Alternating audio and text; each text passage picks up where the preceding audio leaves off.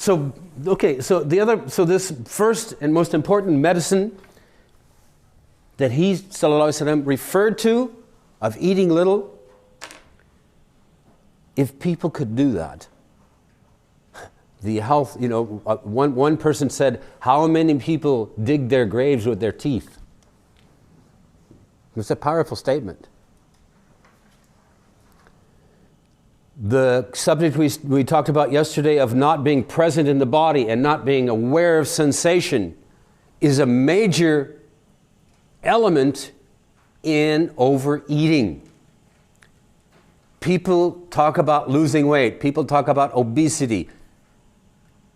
Folks, don't eat so much. That's it. It's very simple. We know it.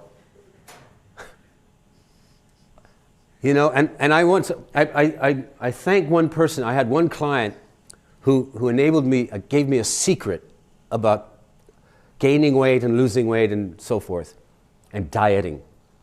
She was an incredibly beautiful woman who had been a dancer before she became Muslim.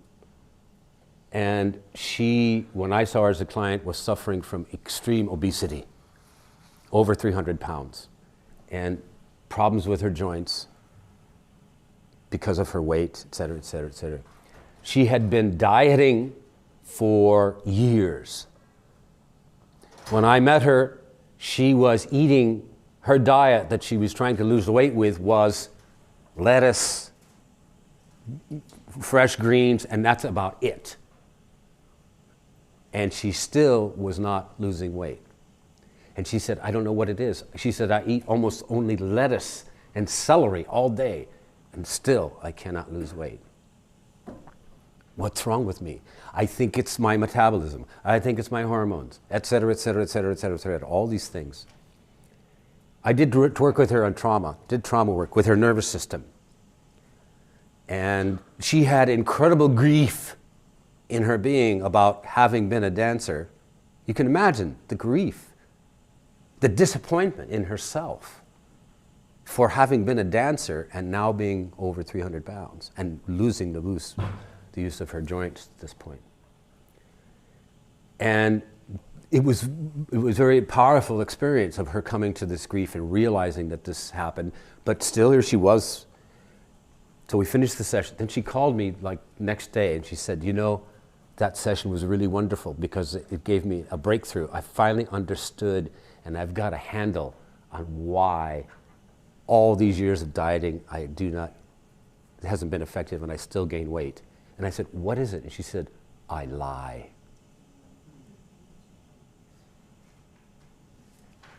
Because she'd eat lettuce and salad, but okay, this entire Sara Lee cake I'm going to down right now too.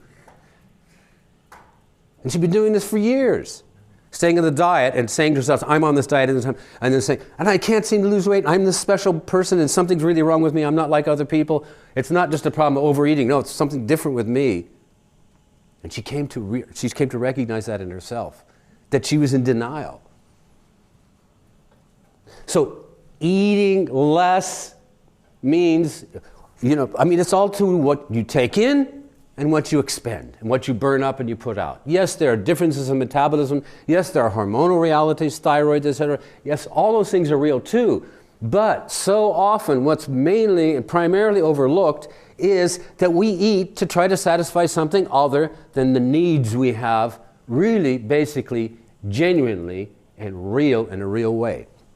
When we are not in touch with our senses, what happens when we eat is we eat, and if we're not really in touch with our senses, at some point we will get to that bite that if we were to eat it, not only is it excess, not only is it not necessary, not only do we not need it, but it is abusive. And if we're in touch with what we're feeling in our sensations designed by Allah to feel that, we will experience the abusiveness of that bite. Do you understand what I'm saying here? There's a point at which you say, wait, and it's like taking a knife, or it's like self-punishment. And yes, we all have difficulties and struggles, and we have loss, like I was talking about yesterday, the separation from mother, is important. I mean, what is mother if not? Mother is, on some level, mother and food are like the same, yes? You know, and our entire elementary, you know, from here, where we first connect with the breast, you know, this, the taste, you know, the stomach, all of this still relates to, that's why the man, I said yesterday, when mother makes food for him, it's so good because, yeah, mother is the source of food in our elemental understanding and sense of reality, still. So when we want more of that, you know, and I know what it is too. I have felt lost from my mother, and I have overeaten many, many times. Is that funny? Me going.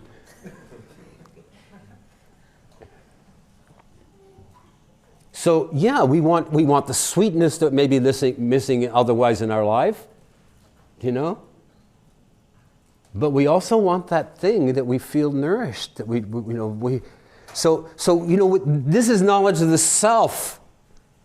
You know, I mean, all of you that overeat, most of us overeat, even the skinny ones overeat. Sorry.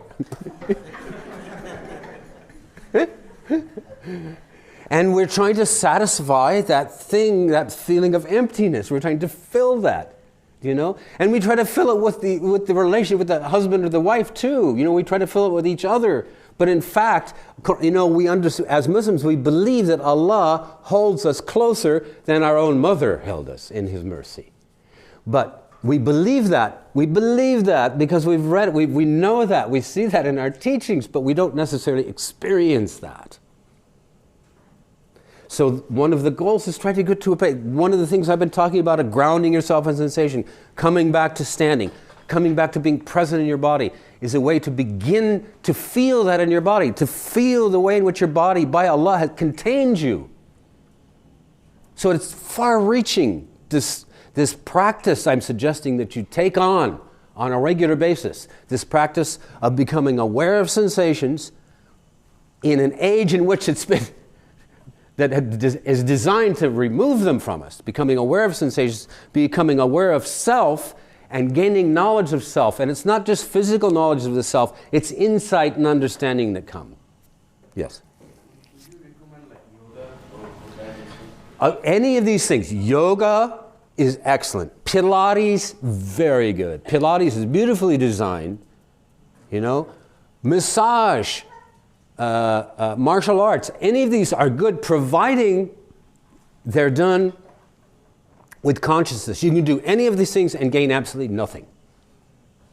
You can do all of these things and gain nothing. In fact, you can do all these things, like I say, you can work out with weights, and you can like do all kinds of, you can run, you can do all kinds of physical stuff, and you may not gain what you want is this bottom line awareness of self and grasp of the container that you've been put in by Allah. Presence. And that is both supported by dhikr, remembrance of Allah and the truth, you know, and it also generates dhikr at the same time. Do you see? It's by Allah, it's designed. Alhamdulillah. It's all designed for us to happen. Quran says Allah wants for you purification. Yes. The Prophet is putting a pressure on the stomach too, that will cut down your thirst and hunger. Yeah. Like the sunnah. Well, they used to do that. They try to put a balloon in the stomach to cut down the desire and to intake before they operate and do the bypass surgery and other. Well, they did with very, very little food, too, and they'd go with almost nothing. I mean, we don't know what it's like. Do you realize that the Prophet ﷺ, I mean, he used to eat like just a piece of bread. I mean, I suggested that to someone the other day. I said, you know, well, what are we going to have for lunch? And I said, let's have a piece of bread. You know, and they said, what do you mean? I said, just let's have a piece of bread. And that's all we really needed that day. I mean, I wasn't out digging ditches. I didn't need, we don't realize we don't need, I mean, we live in a place of such extreme excess, we don't have a clue about what we really need anymore. And we don't know whether we're Chinese eating pizza or we're Asian eating rice and, you know what I mean? It's like this incredible gamut of things. Used to be people ate, you know, 4 or 5, 6 things, and they'd vary periodically to get a balance. And every once in a while, a special thing. Like I said the other day, I would say, you know, it's rotis and salan, and rotis and some meat sometimes, and rotis and one vegetable maybe, and then maybe some halima if you're once in a while. Special. Some couscous if you're Moroccan. You know what I mean? And that would be it. And they live to be old, they live full. I mean, how many people, I've met people from the desert live on dates and milk, and they're healthier than people that have all of the best organic foods with all of the so-called necessary nutriments from whole foods, and they're much healthier. So what's happening?